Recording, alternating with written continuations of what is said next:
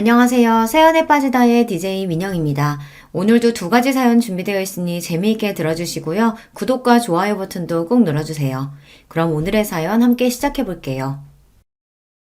안녕하세요. 저는 한 남자의 아내로, 두 아이의 엄마로, 그리고 한 회사의 임원으로서 아주 바쁘게 살아가고 있는 50대 여성입니다.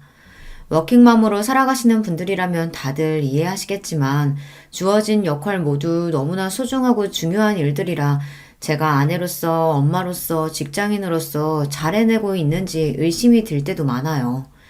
내가 욕심이 너무 많아서 아내로서, 엄마로서 잘하고 있는 건지 걱정이 될 때도 많습니다.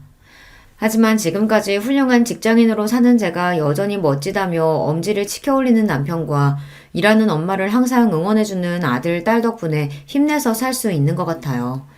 이렇듯 제 가족들은 직장인으로서의 제 가치를 인정해주며 서로를 보듬어주는 소중한 존재이지만 이런 저를 깎아내리지 못해 안달인 사람들도 있었습니다. 바로 제 동서되는 사람들이에요. 사람의 진정한 가치를 평가하지는 못할 망정 항상 눈에 보이는 성과에 집착하고 사람을 조건으로 따지는 동서들을 그래도 너른 마음으로 이해해 보려고 했지만 그것도 그럴 가치가 있는 사람한테나 통하는 일이더라고요. 그래도 제가 성격이 무던한 편이라 그러려니 늘 넘어가고는 했는데 정작 저보다 제 남편이 저를 깔아뭉개지 못해 안달인 동서들에게 아주 화가 많이 났던 모양이에요. 내 마누라 발끝에도 못 미치는 인간들이 감히 누구 앞에서 내 아내를 무시해? 내 도움 없었으면 사람 사는 꼴도 못 갖추고 살았을 것들이. 아주버님, 저희가 잘못했어요. 그냥 저희는 아주버님 조건에 비해서 형님 조건이 떨어지니까 안타까운 마음에. 이게 아직도 정신을 못 차리고? 고정하세요, 아주버님. 저희가 정말 잘못했어요. 저희 남편이 부처님 가운데 토박이라고 불리는 사람이거든요. 평소에는 늘 허허 웃는 낯이라 좀 얕잡아 보는 어리석은 사람들도 많은 편인데 저들 역시 제 남편을 그렇게만 봤겠죠.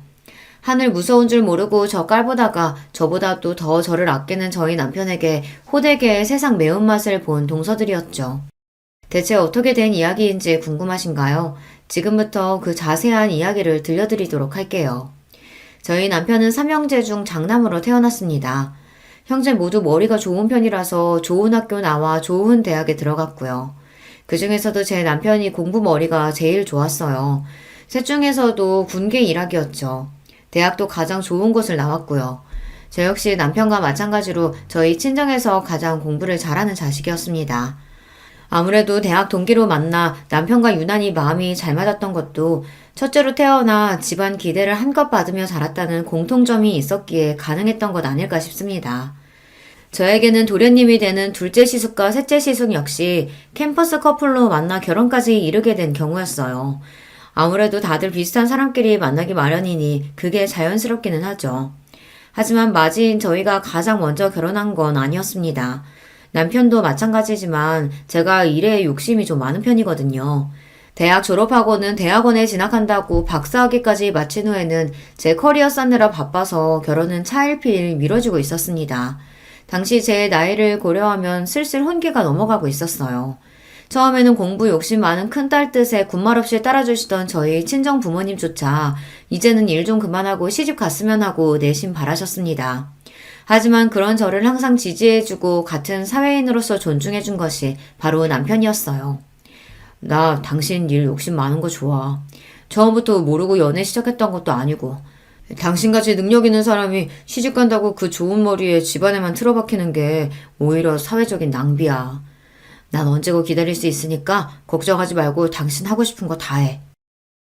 저도 저지만 그 사람도 장남인데 잘난 장남이 여자친구 기다려준다고 홍기가 넘어가도록 장가갈 생각을 하지 않으니 시부모님 속이 어지간히 타실 거였어요. 그럼에도 불구하고 저한테까지 아쉬운 소리 들리지 않도록 남편이 참 신경을 많이 썼습니다. 다시 태어나도 저 사람이 내 짝이다 싶을 정도로 저를 많이 배려해준 사람이죠.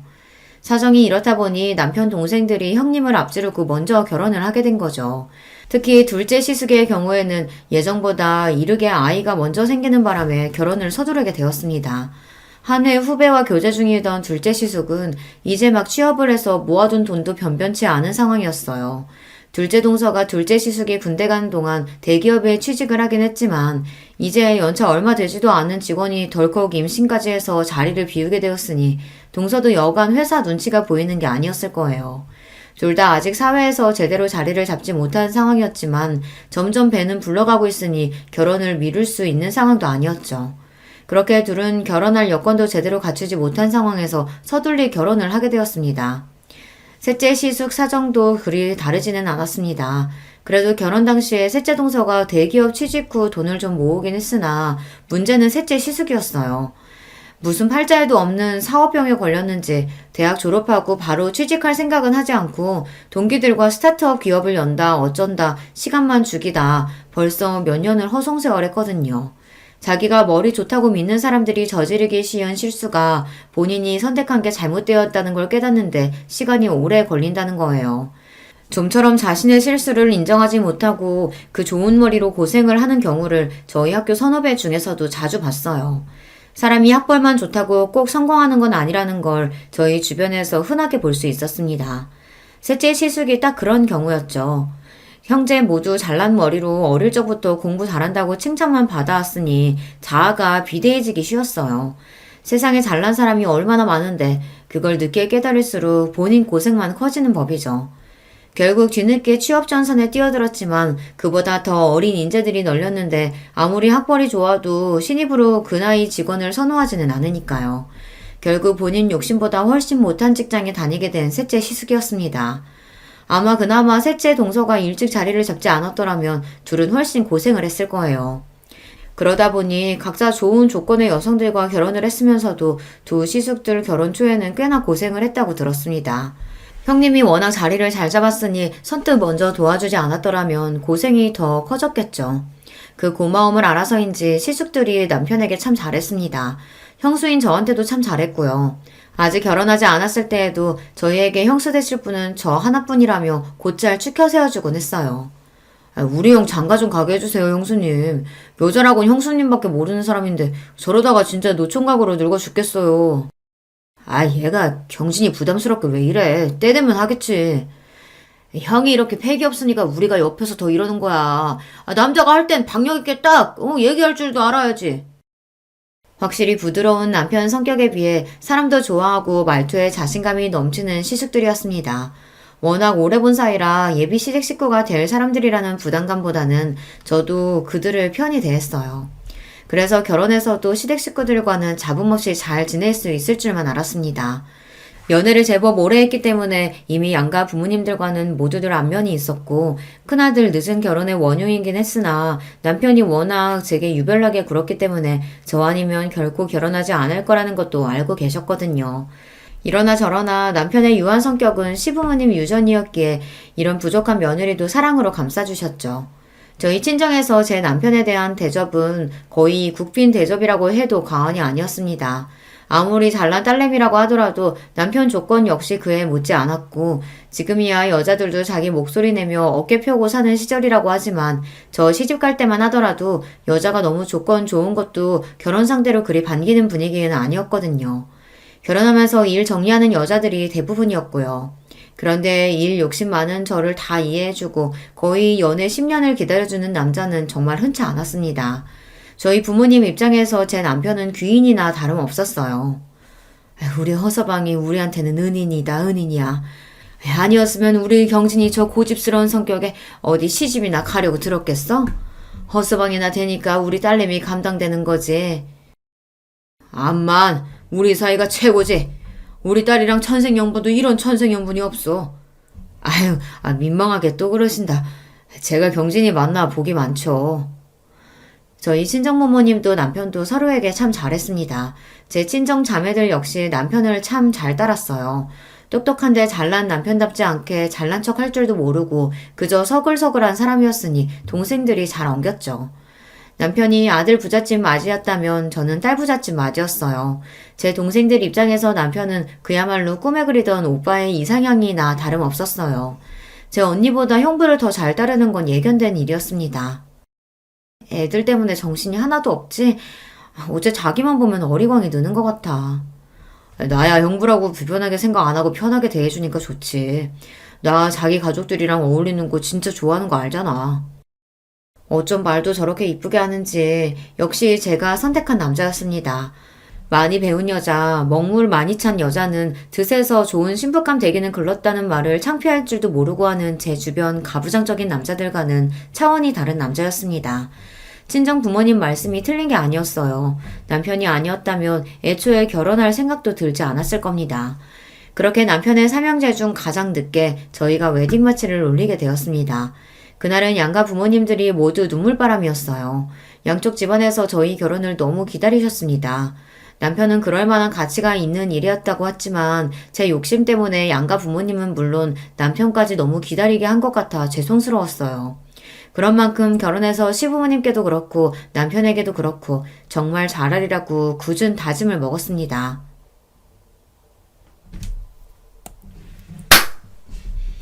그런 만큼 결혼해서 시부모님께도 그렇고 남편에게도 그렇고 정말 잘하리라고 굳은 마음을 먹었습니다. 연애할 때도 저한테 참 잘하는 사람이었지만 같이 사니까 남편은 정말 자상하고 가정적인 남자였어요. 저 결혼하고 나서 제 손으로 아침 차려본 일이 손에 꼽힐 정도예요. 제가 워낙 아침잠이 많은 편이거든요. 아침 시간에는 늘 출근 준비하는 것만으로도 전쟁일 정도입니다. 반면 남편은 저보다 훨씬 잠이 적은 편이에요.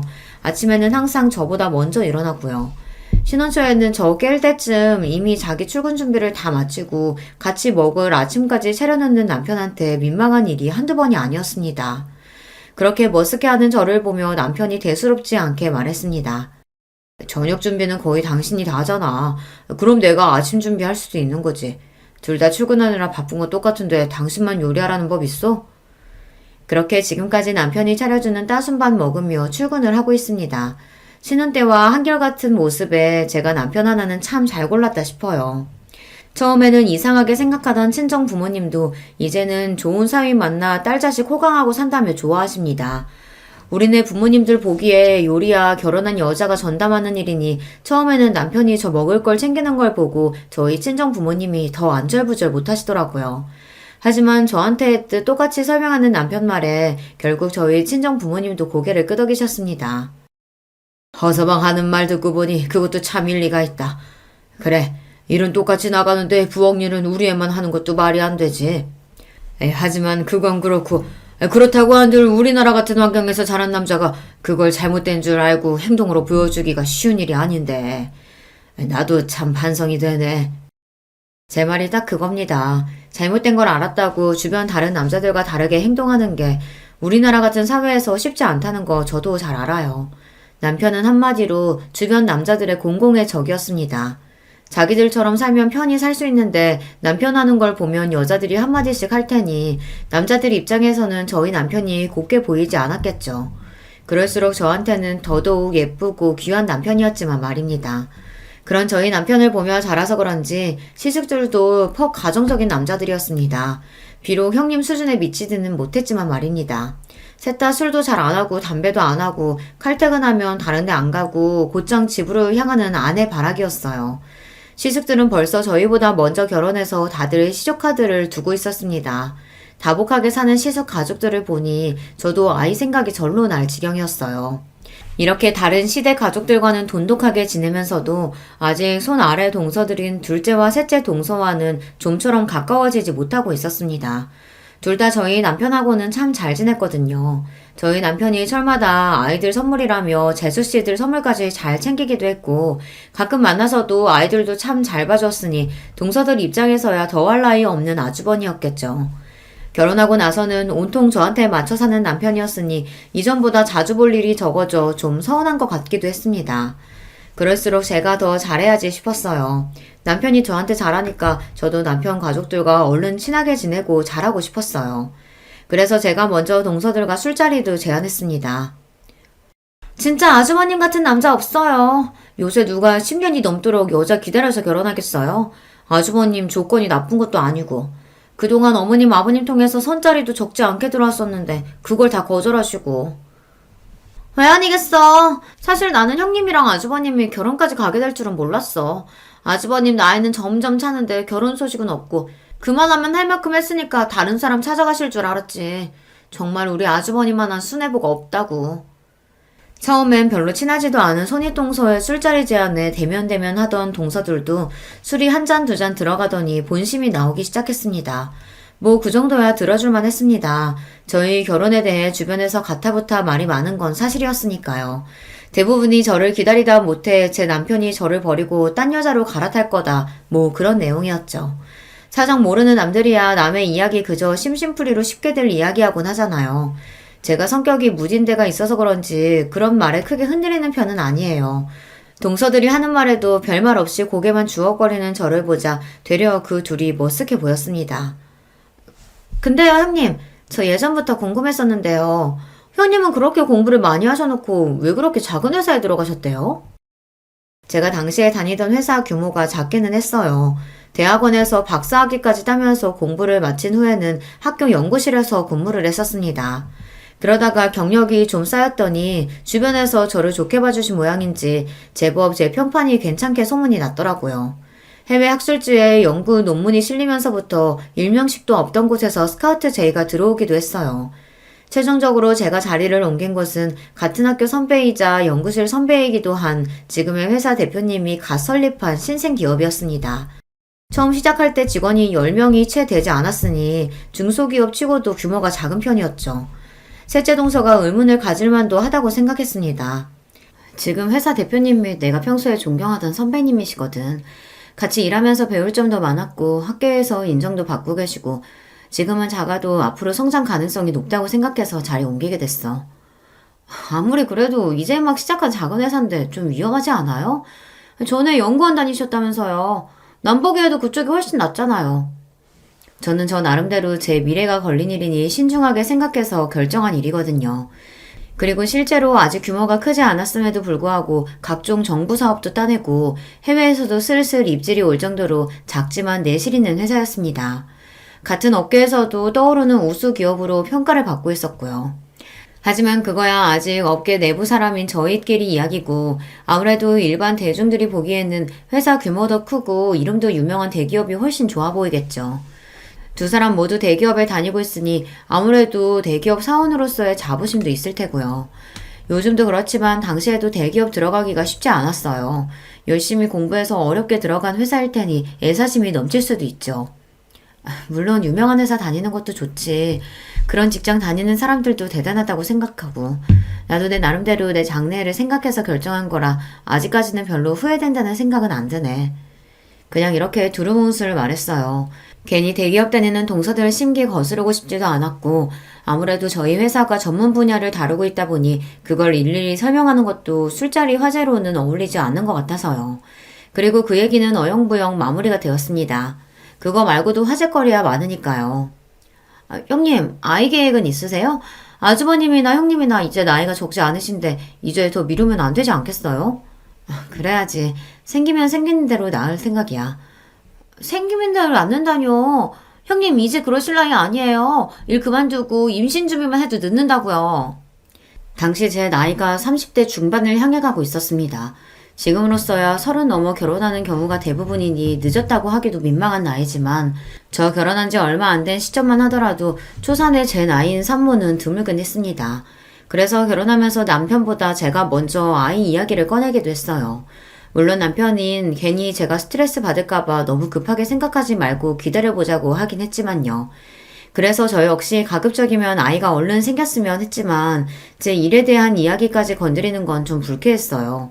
말씀드렸다시피 제가 일욕심이 있어서 지금까지 공부하고 커리어 쌓느라 결혼이 늦어진 건데 결혼과 출산 때문에 그걸 놓을 생각은 전혀 없었습니다. 걱정해주는 건 알겠는데 다른 건 몰라도 일만큼은 뭐라고 안 했으면 좋겠어.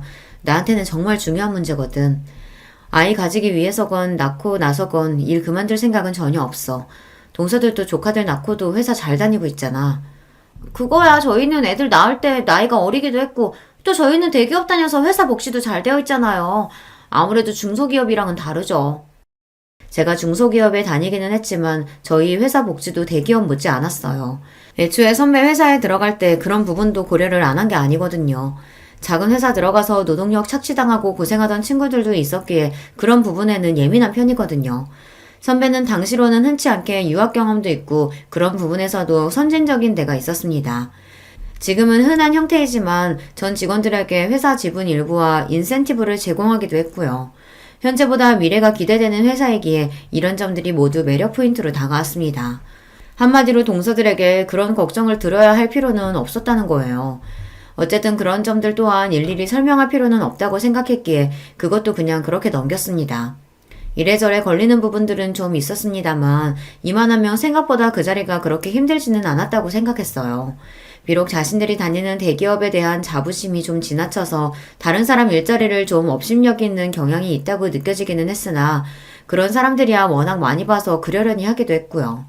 그리고 내내 직업인으로서만 산 저보다는 직장 경험과 결혼 생활을 모두 겪어본 동서들이 하는 말이 더 현실에 기반하고 있지 않을까 싶기도 했어요. 비록 그 둘이 제 손 아래 동서라고 하지만 결혼 생활을 저보다 훨씬 길게 한 사람들이니 손이 하면서 있지도 않은 권위를 내세울 생각도 없었고요. 무엇보다도 실전에서는 경험이 깡패 아닙니까? 결혼 전에 몇 번 보지 못해서 둘을 잘 알지는 못했지만 그래도 그 두 사람이 손이동서인 저와 일부러 잘 지내지 않으려고 하는 게 아니라면 제게 공격적으로 나올 이유가 없었으니 결국엔 다 저 좋으라고 하는 소리겠거니 했습니다. 그런데 남들 귀에는 별로 그렇게 들리지 않았나 봐요. 그러고 나서 얼마 지나지 않아 명절을 맞이해 시댁에 온 가족이 모였습니다. 저희 친정은 저보다 일찍 결혼한 여동생들이 있긴 해도 아직 아이가 없어서 명절이라고 그렇게 시끄러운 편이 아니에요. 그런데 시댁에는 아이들도 여럿이다 보니 북적북적한 게 제법 텔레비전에서 나오는 명절 분위기가 나더라고요. 좀 정신이 없기는 했지만 이것도 나름 명절답고 괜찮다 싶었습니다. 차례 지내고 할 일 다 끝나고 나니 다들 맛있는 거 먹으면서 서로 근황도 전하고 이야기꽃을 피웠습니다. 얼마 전 동서들끼리 술자리를 가졌다는 말에 둘째 시숙이 너스레를 떨었습니다. 형수님, 저희는 쏙 빼놓고 여자들끼리만 술 마시고 서운합니다. 도련님도 참, 저희는 저희끼리도 자주 봤잖아요. 다들 부인들이 어찌나 예쁜지 잘 보여주지도 않는 바람에 이렇게라도 얼굴 보고 대화 좀 했어요. 그래서 여자들끼리 즐거운 시간 보내셨어요? 그럼요. 서로 얘기도 많이 하고 특히 동서들이 내 걱정 많이 해주길래 내가 도움이 많이 됐어요. 걱정? 아, 우리가 아직 아기가 없으니까 아무래도 동서들이 걱정이 됐나 봐. 내가 다니는 회사가 작으니까 아이 준비하면서 다니기 힘들까 싶어서 걱정도 해주고. 아무래도 결혼 선배님들이시니까 내가 미처 생각하지 못했던 부분들 얘기도 많이 해주더라고. 저는 정말로 호의로 받아들여서 이야기를 한 건데 두 동서 표정이 당황스러움으로 물들었습니다. 남편을 포함한 삼형제 얼굴도 뭔가 애매하더라고요. 그제야 내가 꼬아 얘기한 걸 굳이 쫙쫙 펴서 들은 건가 싶었습니다. 상황이 뭔가 요상하게 돌아가기 시작하자 남편이 애써 굳힌 얼굴을 풀고 말했습니다. 우리 재수씨들이 손희 형님 들어오셨다고 이래저래 걱정이 많으셨나 보네. 그래도 이 사람이 똑부러진 사람이라 걱정하실 일은 없을 거예요. 더군다나 남편인 제가 이 사람 능력 있는 걸 이렇게나 좋아하는데 걱정하신 만큼 제가 더 잘하겠습니다. 특히나 제가 능력 있는 걸 좋아한다는 부분을 힘주어 말하는 남편이었습니다. 한마디로 내 아내 직장 문제 가지고 왈가왈부하지 말라는 경고나 다름없었어요. 부드럽게 말하기는 했지만 평소에 워낙 싫은 말 하는 일이 없는 사람이라 그런지 두 동서들 표정이 경직되는 게 느껴졌습니다. 아니, 저희는 그냥 걱정이 돼서요. 아주버님이 여기서 어떻게 더 잘하시겠어요? 평소에도 그렇게 잘하시면서. 그럼요. 저는 두 분 닮은 조카 얼른 보고 싶은 마음에 말씀드린 거예요. 급히 수습하는 둘을 보자니 내가 눈치가 없었구나 싶었습니다. 저 둘이 설마 저를 견제하리라고는 생각도 못했거든요. 이미 이 집 식구로 잘 자리 잡은 사람들이고 아직 잘 알지도 못하는데 그럴 이유가 있겠나 제가 너무 단순하게 생각한 거죠. 동서지간이라는 거 생각보다 참 복잡한 거더라고요. 단순한 인간관계를 지향하는 저로서는 좀 이해하기 힘들었지만 그래도 아직은 좋은 게 좋은 거라고 모두와 잘 지내고 싶었기에 다음에는 이런 화제 꺼낼 때 좀 조심해야겠다 싶었습니다. 좀 그렇네. 남의 직장 이야기는 그렇게 경솔하게 하는 게 아닌데. 집에 돌아와서까지 답지 않게 기분 나쁜 티를 내는 남편이었습니다. 자기 일로는 참 무던한 사람인데 저나 나중에 태어난 아이들 문제로는 민감한 데가 있더라고요. 하지만 결혼 후에 처음으로 보는 남편 모습이었기에 저는 남편이 좀 예민하게 반응하는 게 아닌가 하고 생각했습니다. 아까 얘기 잘해놓고 뭘 아직까지 마음에 담아두고 그래. 내가 문제가 아니라 당신 기분 나쁘지 않았어? 난 솔직히 아까 동서들 반응 보고서야 그게 내 신경 긁으려고 한 얘긴 줄을 눈치챘어. 나도 참 눈치 없다, 그치? 웃어넘기는 저를 보고 자기가 더 미안한 표정을 짓는 남편이었습니다. 아무렴 제가 아니라 남편이 나서서 한 소리 했는데 또 이렇게 은근슬쩍 제 신경을 긁으려 들기야 할까 싶었습니다. 뭐 저 정도로 긁힐 제 신경이 아니긴 했지만요. 그런데 동서들 입장에서는 결혼 전에 한 번도 자기들한테 싫은 소리 한 적이 없었던 아주버님이 결혼하고 저런 소리를 한다는 게 다 제 딸처럼 느껴졌던 모양이에요. 그전에도 그들과 그리 잘 어우러지는 느낌은 아니었는데 저러고 나서는 은근히 저를 대화에서 배제하는 느낌이었어요. 결국 이렇게 되었구나 싶으면서도 솔직히 그럴 수도 있다고 생각했어요. 사람이 자기가 하는 일이 옳고 그르고를 떠나서 감정 상할 일을 겪었으면 아무래도 상대방에게 좋은 마음 먹기가 쉽지 않기는 하죠. 의도한 바는 아니었으나 어쨌든 시댁 모임 중에 분위기가 흐려진 것도 사실이었으니 할 수 없다 싶었습니다. 결혼하고 처음으로 맞이하는 시아버지 생신에 다시 온 가족이 시댁으로 모여들었습니다. 이 집 며느리가 되고 나서 처음으로 챙겨드리는 시아버지 생신이었으니 저도 신경을 많이 썼어요. 마침 연구 성과로 인센티브를 받은 직후라 주머니 사정도 넉넉했습니다. 평생 명품 한번 써본 적이 없다고 하시길래 용돈과 함께 명품 지갑과 넥타이 세트를 준비했습니다. 물론 명품은 시대를 막론하고 저렴한 적이 없었기에 그 당시에도 가격대가 상당했어요. 그러나 그렇다고 제 형편에 지나치게 무리한 것도 아니었어요. 그걸 알고 있으니 남편도 굳이 말리지 않는 게 아니겠습니까? 오히려 제가 이렇게 단단히 준비한 게 본인 면이라도 세워주는 것처럼 으스케하는 남편이었어요. 시아버지한테 명품 선물하는 며느리라니. 내가 역시 능력 있는 여자 제대로 잡았지. 호태훈이 아주 봉잡았다. 하여튼 너스레는. 남편 말에 민망하면서도 기분은 나쁘지 않았습니다. 부디 시아버지께서도 저렇게 좋아해 주셨으면 더 바랄 게 없겠다 싶었죠. 다행히 선물 받고 아버님이 아주 기뻐하시더라고요. 세상에 내 팔자에 명품을 다 써보고 내가 우리 큰며느리 덕에 아주 호강한다. 고맙다 아가. 내가 아주 평생 아껴 쓸게. 아휴 아니에요 아버님 별거 아니에요. 해지면 새 걸로 바꿔드릴 테니까 아끼지 말고 편하게 쓰세요. 와 우리 형수님 멋있다. 역시 능력자는 다르네. 하여튼 너스레 떠는 건 이 집 남자들 유전인가 봅니다. 어머님까지 그 광경을 보며 만면에 미소를 띄우셨습니다. 이 분위기에 좀처럼 섞이지 못한 건 동서들 두 사람뿐이었어요. 우리 형님 시집 오셔서 처음 맞는 시아버지 생신이라고 무리하셨네. 당분간 좀 힘드시겠어요? 그러게 작은 회사에서 월급도 얼마 안 나올 텐데. 이번에는 눈치 없는 저도 대번에 알아차릴 수 있을 만큼 두 사람 말투에 가시가 돋쳐 있었습니다. 순식간에 주변 분위기가 찬물을 끼얹은 것처럼 싸하게 가라앉았어요.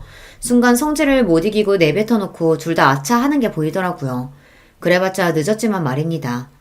이 사람이 분위기 좋은데 괜히 왜 심술이야. 형수님이 어려서니 알아서 하시겠지. 작은 회사니 어쩌니 하는 소리가 왜 나와? 아니 우리는 걱정돼서 하는 말이지. 그래도 이 사람이. 한창 분위기 좋았는데 순식간에 불화의 씨앗이 싹 탔습니다. 특히 시부모님 표정이 너무 안 좋더라고요. 너희들이 그렇게 말하면 내서 준비한 큰애 기분이 어떻겠냐? 받는 나는 또 어떻고? 그러게 말이다. 너희들 지금 너희 큰형님만 무안준 게 아니라 네 시아버지까지 물색 없는 사람 만든 거야. 좋은 날 이게 무슨 일이니? 중간에서 저만 괜히 새우등 터져서 안절부절 못했습니다. 그런 저를 보더니 남편이 제 손을 꼭 쥐고는 낮은 목소리로 말했어요. 제가 저번부터 말하고 싶었는데 대체 왜 그렇게 이 사람 직장을 까내리지 못해서 날린 겁니까? 이 사람 능력 업계에서도 알아주는 사람이고 그래서 지금 회사도 대표한테 직접 스카우트 받아서 좋은 대우 받으면서 간 거예요. 그래서 들어가면서도 과장직감 단 거고요. 중소기업이라니까 무슨 구멍가게라도 되는 줄 아시는 모양인데 내실 있는 기업이라고 평판도 좋아요. 그런 거 다 떠나서 이전부터 어떻게든 이 사람 트집 잡으려고 하는 것 같아서 남편으로서 기분이 쏙 좋지 않네요. 앞으로는 더 조심하셨으면 합니다. 이제 아주 대놓고 경고하며 제 편을 드는 남편이었습니다. 동서들이 말실수한 게 있으니 아무도 그 말에 의의를 제기하지 않으셨어요. 방금 건 저도 동서들이 선 넘었다 싶었습니다. 제가 마음에 들지 않는 건 들지 않는 거고 굳이 어른들 들리시는 데에서까지 저러는 건 지나쳤죠. 물론 이번에도 제가 이야기하기도 전에 제 남편이 상황을 정리했지만요. 이런 걸로 절대 서운하게 하는 법이 없는 사람이었습니다.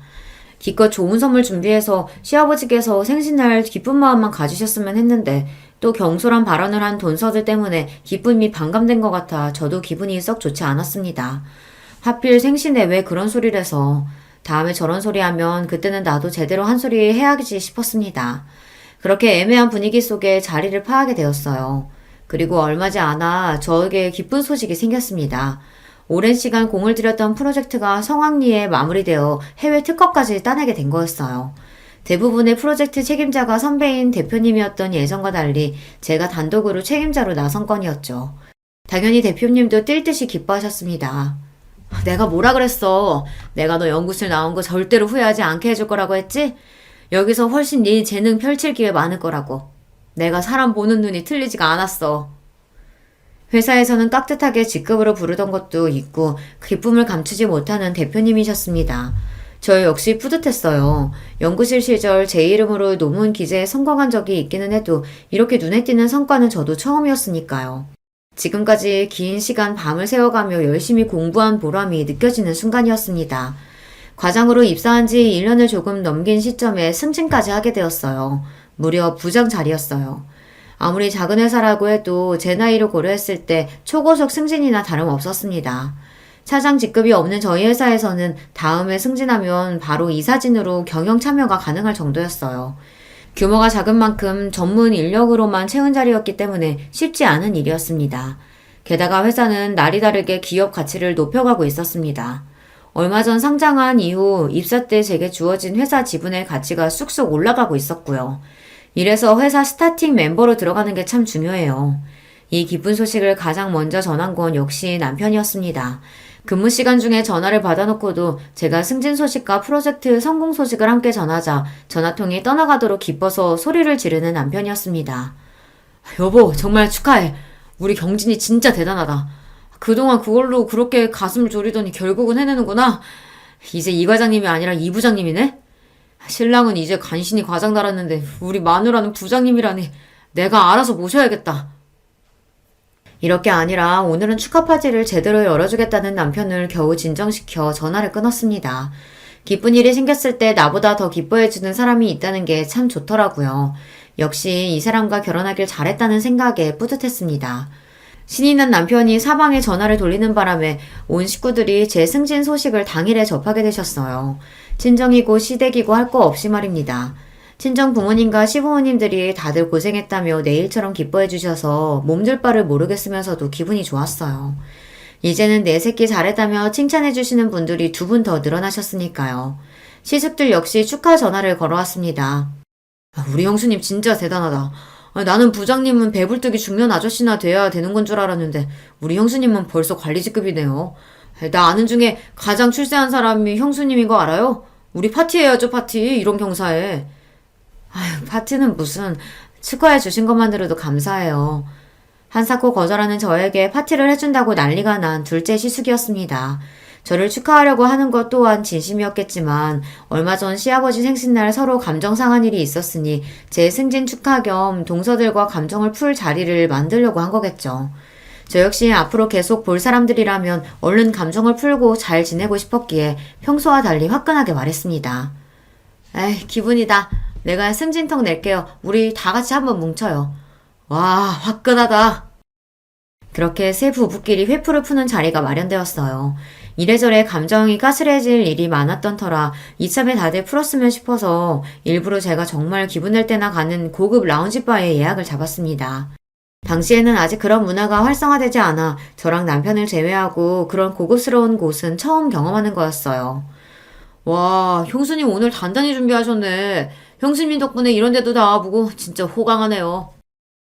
아직 꽁한 기분으로 나와 떨떠름하게 서있던 동서들도 모임 장소를 보더니 눈이 휘둥그레졌습니다. 대기업 접대 자리로도 이용되는 곳인데 아무래도 동서들은 아직 평사원이다 보니 이런 곳에 와볼 일은 없었겠죠. 이왕이면 이런 걸로라도 점수를 좀 땄으면 싶었어요. 와, 이 양주 진짜 비싼 건데 병째로 마셔도 괜찮아요? 저 오늘 좋은 날이잖아요. 오늘은 마시고 싶은 거 다 마셔도 상관없으니까 가격 보지 말고 원 없이 드세요. 분위기도 더할 나위 없이 좋았어요.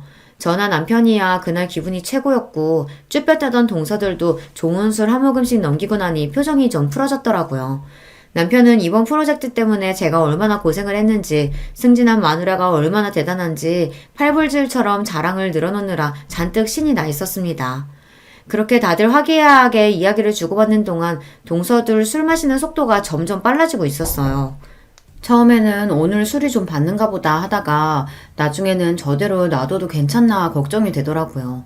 그래서 동서에게 걱정스러운 마음에 한마디 건넸습니다. 동서, 괜찮아? 물도 좀 마셔가면서 천천히 마셔. 왜요? 막상 비싼 술 사려니까 아까워요? 가시돋친 둘째 동서 말투에 순간 주변이 조용해졌습니다. 아, 또 시작이구나 싶었죠. 어째 오늘은 좀 조용히 넘어가나 싶었는데 이 정도로 동서들 심술을 달래기에는 역부족이었나 봅니다. 그래도 어지간하면 잘 넘기려고 다시 부드럽게 말했습니다. 아깝긴 축하해줘서 고마워서 한턱 내는 건데. 중소기업 부장이 뭐 그렇게 대단한 자리라고 내가 축하식이나 해요? 저 사람이 하도 닥달하길래 어쩔 수 없이 나온 거예요. 어떻게든 분위기를 풀어보려던 제 노력은 숲으로 돌아갔습니다. 그쯤 되니 저도 그냥 될 대로 되라 싶더라고요. 언제까지 제가 동서 기분을 맞춰주겠습니까? 동서, 축하해줄 생각 없으면 그냥 거절하지 그랬어. 꼭 그렇게 꼬아서 말해야겠어? 이제 본심 나오시나 보네. 왜요? 저희가 축하 안 한다니까 안 입고 오세요? 아니 근데 대기업 때는 저희 입장에서야 중소기업 부장 별거 아닌 건 당연한 거 아니에요? 당신 진짜 미쳤어? 아 내가 틀린 소리 했어? 왜 소리를 질러? 나만 해도 어떻게든 계약 하나 따내겠다고 들러붙는 중소기업 부장들이 한둘인 줄 알아. 누가 들으면 아주 대기업 회장님이라도 되신 줄 알겠어. 유세도 이런 유세가 없네. 이 사람이 어떻게 이렇게 못난 소리만 골라서 하냐? 아, 당장 형수님한테 사과드리지 못해? 못해, 안 해. 내가 뭐가 아쉬워서 중소기업 직원한테 사과씩이나 해야 돼? 아주 가관이었습니다. 더는 못 봐주겠기에 한 소리 하려던 차에 남편이 먼저 선수를 쳤습니다. 다들 이 박치지 못해? 남편 입에서 처음 듣는 욕설에 다들 그 자리에 얼어붙어 버렸습니다. 욕을 듣는 당사자인 동서들도 그렇지만 저도 정말 놀랐어요. 남편이 그렇게까지 화내는 모습은 그때 처음 보았습니다. 내가 내 마누라 자랑스러워서 부르는 자리에 유세? 이 사람은 평생 자기 자랑이라고는 할 줄 모르는 사람이야. 꼴랑 대기업 다닌다는 이유로 세상 제일 잘난 줄 착각하고 사는 니들하고 같을 줄 알아? 우리 와이프야말로 이런 식으로 엮이지 않았으면 니들 같은 인간들하고는 어울릴 일이 없는 사람이라고, 알아? 당장이라도 잡아먹을 듯한 기세로 고함을 치는 남편 모습에 두 사람이 벌벌 떨기 시작했습니다. 중소기업 부장이니 대단할 것도 없다고? 무식한 소리하고 자빠졌네. 이 사람 회사 가치는 지금 시가총액 100억이 넘어. 니들은 신문도 안 보냐? 이 사람이 성공시킨 프로젝트로 정부 계약에 해외 특허까지 따냈다고. 그런 인재들 사이에서 부장까지 올라갔단 거야, 이 사람이. 이 사람이 니들처럼 일반 직원인 줄 알아? 이 사람 회사 지분까지 가진 사람이야. 회사 주주라고. 이 대기업에 붙어서 월급이나 타먹을 줄 아는 것들아. 100억이니 정부 계약이니 해외 특허니 회사 지분 이야기까지 나오자 동서들 얼굴이 새파랗게 질리기 시작했습니다. 만만하게 생각했던 작은 중소기업이 자기들 생각과는 달리 보통이 아니라는 걸 이제야 간신히 깨닫게 된 거죠. 물론 제가 그런 사람이든 아니든 간에 사람 제 밑으로 보고 깔보는 건 잘못한 일이죠. 그래도 자기들 보기에도 대단하다는 생각이 들었는지 순간 쳐다보는 제 눈빛에 주춤 눈치를 보는 꼴이 어이가 없으면서도 좀 고소하더라고요. 저는 이만하면 됐다 싶었는데 남편은 아직도 분이 풀리지 않는지 씩씩 숨이 거칠었습니다. 내가 니들 결혼할 때 어떻게 했는데 아직 자리도 제대로 못 잡은 니들 사람 사는 것처럼 살게 해주겠다고 내가 그렇게 도왔는데 감히 내 아내를 이런 식으로 대? 나한테는 아까운 사람이 이 사람을 감히 겉으로 보이는 조건만 대충 보고 사람 괄시하는 니들 같은 모자란 인간들이 감히 당장 내가 빌려준 집값 빼서 가져와. 내 아내 무시하는 너 같은 인간들한테 내 돈 절대 못 줘. 남편이 두 동생들 결혼하면서 준비가 부족해 도움을 줬다는 건 미리 말해준 적이 있었어요. 아무래도 남편 벌이가 가장 좋기도 하니 여윳돈도 있었으니까요. 그걸 그래도 돈거래가 오갔으니 명목상 계약서를 쓰고 이자도 받지 않고 그 일부를 천천히 갖고 있었죠. 남 같으면 가당치도 않을 이야기였습니다. 하지만 이제 자기한테는 남보다도 못하니 당장에 그 돈을 갚으라는 이야기였죠. 그 돈이 한두 푼도 아니고 동서들은 물론이고 시숙들까지 얼굴에 피기가 싹 가셨습니다. 아주버님, 저희가 잘못했어요. 제가 진짜 몰라서 실수했어요. 형님, 제가 죄송해요. 다시는 형님 앞에서 건방 떨지 않을게요. 형님, 잘못했어요. 저는 형님이 그렇게 대단한 분인 줄도 모르고. 그렇게 콧대 높게 굴던 둘이 돈 내놓으라는 남편 말에 아주 납작 엎드려서 저렇게 쉽게 사과하는 꼴을 보고 있자니 한심스러웠습니다. 내가 대단한 사람이건 아닌건 사람이 사람을 그렇게 대하는 건 아니야. 사과를 그런 식으로 하는 것도 아니고. 돈 문제는 나는 모르겠네. 이 사람 돈인데 내가 왈가왈부할 일도 아니고 알아서 해결들 봐요.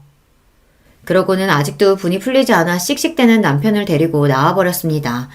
그 와중에 술값 계산하라는 저를 보고 저것들 꼴을 보고도 비싼 양주 사 먹이고 싶냐며 남편이 난리치는 바람에 결국 그냥 나오고 말았습니다. 당신 진짜 그 돈 한꺼번에 다 받을 거야? 내가 내 돈 받겠다는데 왜? 내가 그간 못 받은 이자까지 싹 쳐서 받아낼 거야. 나 무시하는 건 참아도 당신 무시하는 건 절대 못 참아. 어디 감히 내 마누라를. 화가 나서 어쩔 줄 모르는 남편을 보고 있자니 웃으면 안 되는 줄 알면서도 웃음이 나왔습니다. 남편은 뭐가 좋냐며 타박을 하는데도 그렇더라고요. 앞으로 살면서 억울한 일, 화나는 일이 있어도 나 대신 화내고 억울해줄 사람이 있는데 세상 무서울 게 무엇 있겠냐 싶었습니다. 그러고 나니 두 동서들 폐악도 별거 아니라고 느껴지더라고요. 결과적으로 동서 둘 다 남편 돈 갚느라고 고생 꽤나 했습니다. 남편이 시숙들 도움 받아다가는 정말 당장 소송해서 받아낼 거라고 으름장을 놓는 바람에 대기업 다녀받은 피 같은 월급 내놓느라 둘 모두 속이 쓰렸을 거예요. 이건 남편과 시숙들 간의 모종의 거래가 있었습니다. 니들 같으면 마누라 그 꼴 당하는 걸 보고 가만히 있겠냐는 말에 시숙들도 할 말이 없었겠죠. 그래도 부부인이 뒤에서 몰래 도왔다는 걸 알고 있지만 그 정도는 농감아주기로 했습니다. 이 막장 드라마 같은 상황을 숨기지 않고 일러 바친 남편 덕에 동서들은 시부모님께도 단단히 야단을 맞았습니다. 내가 그동안 니들한테 너무 잘해준 모양이다. 어디 감히 손이 동서를 제 밑으로 보고 그따위 짓거리를 벌여. 감히 내 집에서. 남편이나 시부모님이나 그리 마음씨가 비단결 같은 분들이 화내니까 정말로 무섭더라고요. 그날로 그 둘에게 사근사근 부드러운 시부모님은 영영 사라졌습니다. 제대로 바닥을 보였으니 아무리 행동을 조심해도 시부모님 입장에서는 더는 믿업지 못한 모양이었어요. 그리고 십수년이 지났지만 그 둘은 여전히 저한테 쪽도 못 쓰고 잔뜩 기가 눌려 지내고 있습니다. 사실 제가 크게 뭘 한 건 없는데 주변에서 워낙 야단이었다 보니 둘 다 아주 된통 당하기는 했죠. 결국 이자까지 쳐서 그 돈을 다 받아낸 제 남편이 참 대단해요. 그 이후로 저는 결국 회사 이사진까지 올라가는 데 성공했습니다. 지금은 업계에서 저희 회사 이름만 들으면 모르는 사람이 없을 정도로 회사를 성장시켰습니다. 여전히 대기업에 비하면 직원 수는 적은 편입니다만 그래도 지금은 직원 수가 거의 200여 명에 육박할 정도로 규모가 커졌습니다. 제 연봉이나 회사 지분 가치를 따지면 여느 대기업 이사들에게도 뒤지지 않을 정도입니다. 동서 둘은 그리고 채 10년도 채우지 못하고 회사를 나오게 되었어요. 아무래도 평사원은 많고 관리직까지 승진하는 사람은 소수이다 보니 남자들도 40대에 들어서면 대기업에서 명예퇴직하는 경우가 많죠. 아이까지 있고 승진에 실패한 동서들이 끝까지 대기업에서 살아남기는 힘들었을 겁니다. 대기업 다니는 게 평생 가장 큰 자랑인 두 사람이었는데 결국 이 나이까지 왕성하게 사회활동하는 사람은 저뿐이네요. 회사 그만두고 둘 모두 급격히 기가 죽은 탓에 오히려 이제는 짠하게 느껴지기까지 합니다. 사람이 겉으로 보이는 다면만 보고 상대방을 평가하기 쉽다지만 그래도 예의라는 게 있는 건데 둘 다 처음에 저한테 너무했다 싶어요. 첫 단추를 그리 꿰지 않았더라면 꽤 괜찮은 사이가 될 수도 있었을 텐데 지금은 뭐 별로 아쉽지도 않네요. 여전히 하늘이 두 쪽 나도 제 편인 남편과 이제는 남편과 저를 쏙 닮은 소중한 아이들도 있는 판에 거기까지 신경 쓸 여력이 없기도 하고요. 회사 일 역시 바쁘지만 더없이 만족스러워서 저는 잘 지내고 있습니다. 지금은 한때 그런 일도 있었지 웃으면서 이야기할 수 있을 정도로 작은 해프닝으로 느껴지기도 해요. 다들 제 이야기 재미있게 잘 들어주셨는지 모르겠어요. 오늘 하루 여러분도 열심히 일하시고 하루의 마지막에는 소중한 사람들 품에 돌아가 따뜻한 시간 보내시길 바라며 이야기 마칠게요. 안녕하세요. 저는 30 중반 된 여성입니다. 요즘 참 시끄러운 일이 많죠? 그중 가장 이야기 많이들 하시는 것 중 하나가 바로 교사와 교권 문제잖아요. 저도 이와 관련하여 겪었던 일이 있어서 이번 기회에 털어놔보고 싶어 사연을 보내드립니다. 저는 20대 중반에 교사가 되었어요. 벌써 10년 전이네요. 교사 경쟁률이 떨어졌다고는 해도 임용고시는 여전히 어렵습니다. 사범대 나와서 임용고시를 볼 때 얼마나 긴장하고 열심히 노력했었는지 몰라요. 사실 좀 더 어른스러운 아이들을 상대로 대학 보내는 즐거움을 느끼고 싶다면 중고등학교 선생님이 되는 쪽이 좋습니다. 사실 중고등학생쯤 되면 뛰어난 아이들은 정말 뛰어나서 선생님에 대해 예의를 잘 갖추는 아이들도 많아요. 물론 요즘 교권이 추락해서 교실 학생들 전반적인 수준도 떨어지기는 했지만 얌전하고 좋은 학생들도 여전히 있어요. 그런 아이들의 존재가 지워지고 피해를 입는 일이 많아져서 안타깝기는 하지만요. 그런데 저는 애초에 대학에 들어갈 때부터 초등학교 선생님이 되겠다고 마음을 먹었던 이유가 아이들을 너무 좋아해서였어요. 아직 중학교도 들어가기 전 유치원을 나와서 학교에 막 입학하는 그 조그만 아이들이 얼마나 귀여웠는지 몰라요. 그건 지금도 마찬가지고요. 고사리 같은 손을 내밀면서 선생님을 부르는 아이들을 가르치고 돌보다 보면 제가 정말 세상 모든 아이들의 엄마라도 된 것 같은 기분을 느낄 수 있었거든요. 최선을 다해서 임용고시를 치르고서 다행히도 운 좋게 처음 본 시험에 합격하여 사립초등학교에 들어가게 되었습니다. 사립초등학교는 연봉이 그래도 높은 편이에요. 서울에 있는 사립초등학교였는데 아이들 수준도 높고 꽤 신경 쓰는 집안의 부모님들도 많이 계셨죠. 신규 때는 그래도 운이 좋았는지 정말 좋은 학부모님들과 착한 아이들로 이루어진 반을 맡게 되어서 즐겁게 1년을 보낼 수 있었어요. 신규로 교사 일을 시작하면 얼마나 떨리고 의욕이 넘치는지 아마 교사분들은 아실 텐데요. 조그만 아이들의 1년이 제 손에 달렸다고 생각하면 없던 의욕도 생기는 게 바로 교사들이랍니다. 그래서 저 역시도 정말 의욕 넘치게 아이들을 최선을 다해 보살피고 가르치면서 1년을 보냈어요. 그래도 좋은 학부모님들과 인연을 맺으며 한 해를 보내고 나니 자신감이 생기더군요. 그 다음 해에도 그래서 조금 노하우가 생긴 상태로 조금 더 능숙하게 아이들을 가르칠 수 있었는데요. 2년 차에도 별 문제는 없었어요. 약간씩의 트러블은 있었지만 그래도 상식 내였고 제가 컨트롤할 수 있는 범위 내였거든요. 다른 선생님들도 많이 도와주시고 조언도 많이 해주시는 편이었고요. 그런데 문제가 이제 3년 차에 벌어지게 된 거였죠. 당시 3년 차에 처음으로 고학년 담임을 맡게 되었는데 그동안 저학년만 맡다 보니까 애들이 다 순했거든요. 아직 뭘 모르기도 하고 제가 타이르면 말도 잘 들었고요. 게다가 운 좋게 아주 좋은 학부모님들로 구성된 학급이었어요. 그런데 이제 그게 5, 6학년쯤 되면 애들이 머리가 커서 완전히 달라진다는 말을 다른 선생님들께 듣기는 했는데 체감은 못하고 있었던 거예요. 그런 와중에 덜컥 6학년 담임을 맡게 된 거였죠. 게다가 더 큰 문제가 있었어요. 사실 그동안 별로 안 좋은 평가를 받아왔던 문제 행동을 벌였던 아이들이 있었는데 그 아이들이 학급을 구성하다 보니 한꺼번에 셋 정도가 한 반에 들어가게 된 거였어요. 그리고 저 연차에 아무것도 모르는 선생님이었던 제가 그 반을 맡게 된 거였죠. 고 연차인 선생님들은 이미 학교 사정을 다 아시고 어떤 애들이 골치 아픈지를 다 아시니까 그 학급을 안 맡으려고 다들 버티셨거든요.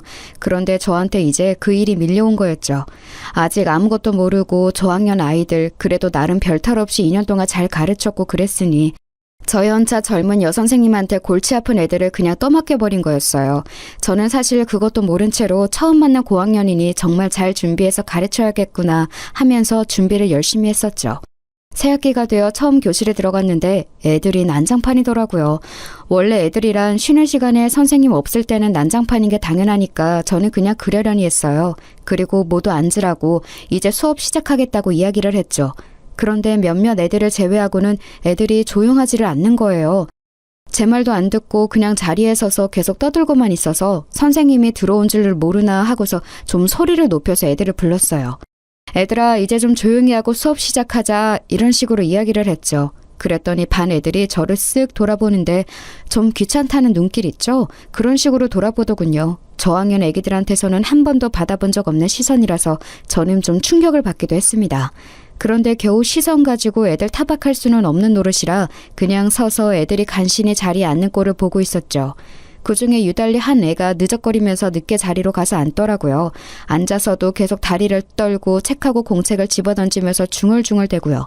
솔직히 저는 그 애가 요새 문제되는 발달장애라도 가진 아이인 줄 알았어요. 하지만 제가 이 반을 맡을 때 그런 특성을 가진 아이는 없다고 알고 있었고 전달받은 바도 전혀 없었거든요.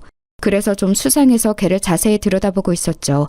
첫날은 어찌어찌 지나갔는데 바로 그 다음날부터 시끄러워지기 시작했어요. 다음날 제가 수업에 들어가니까 애들이 여전히 떠들고 있더라고요. 그래서 다시 자리에 앉으라고 이제 수업 시작한다고 제가 소리를 좀 높였어요. 그런데 애들이 왁자지껄 떠들고 있으면 제 목소리가 충분히 안 들릴 때도 많이 있거든요. 그래서 하도 앉지 않기에 조금 더 크게 말을 했었죠. 그날도 애들이 귀찮다는 듯한 얼굴을 하고서는 미적거리면서 자리에 가서 앉았어요. 그런데 몇몇은 아예 제가 왔다는 사실을 알고 제 얼굴을 보고서도 교실에 서서 계속 저희들끼리 장난을 치고 있더라고요. 심지어 그 와중에 한 애는 교실 바닥에 찍찍 침을 뱉어대고 있었어요. 저는 애들한테 다가가서 화가 나는 것을 참고서 조용히 지시했습니다. 자, 애들아, 이제 수업 시작할 텐데 자리에 가서 앉아야지. 싫은데요? 순간 저는 귀를 의심했습니다. 아무리 요즘 애들이 건방지다고는 해도 초등학생이 이런 식으로 선생님한테 말대답을 할 수 있다니 믿을 수가 없었어요. 아무리 고학년이라고는 해도 아직 중학교도 들어가지 않은 아이들이었는데 말이죠. 자리에 앉아야 해요. 그래야 친구들하고 같이 공부를 하지. 하지만 어쨌든 요즘은 안 좋은 말로 꾸중이라도 하면 학생들이 도리어 선생님한테 반발한다는 것을 알고 있었기 때문에 저는 좋은 말로 타일렀습니다. 그렇게 건방진 아이들이 이런 말에 제대로 순응할 거라는 기대는 저도 하지는 않았지만요. 싫은데요? 저 여기 서서 들을 건데요? 제 마음대로 할 건데요. 선생님이 뭔데 저한테 자리에 앉아라 말아요?